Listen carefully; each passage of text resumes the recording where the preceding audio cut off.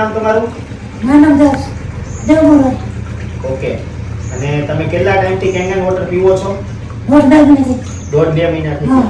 Kangen water પહેલા તમને શેની બીમારી હતી? બીમારી તો અને હમણાં ઇન્જેક્શન કરાવ્યું. સિટીસન કરાવ્યું? હા. યસ. એમાં કીધા પછી તમારે બાયોપ્સી કરાવવી પડશે. બાયોપ્સી કરાવવું પડશે એટલે કે કેન્સરની બીમારી હતી. હા, કેન્સર. રાઈટ. તમે ના પાડી એટલે મારે બાયોપ્સી નથી નથી કરાવવી. કરાવવી. ઓકે. તમે દવા કોઈ દેશી કરશો. ઓકે. દેશી દવા દેશી ચાલુ દવા. કરો. બરોબર.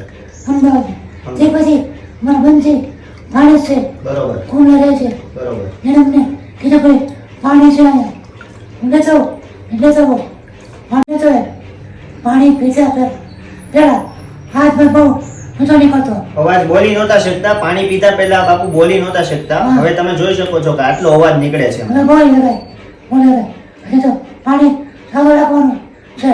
બરોબર. હવે પાણીથી ઘણી રાહત છે. કેંગન પાણીથી એમને બહુ જ રાહત છે અને બાપુને બહુ જ પાણી મજા આવે છે આ પાણી પીને. હા, પાણી તો સારું રાખવું જ છે. બીજું કઈ લોકોને કઈ સંદેશો દેવા માંગો છો તમે? ભગવાનને કહી તમારું કામ કર હવાલા કરે અને જે કઈ દર્દી હોય એને તો પાણી પીવું ખાસ વિનંતી કે પાણી પીવે. બાપુ કહે છે કે બધા દર્દીઓને પાણી પીવું જોઈએ.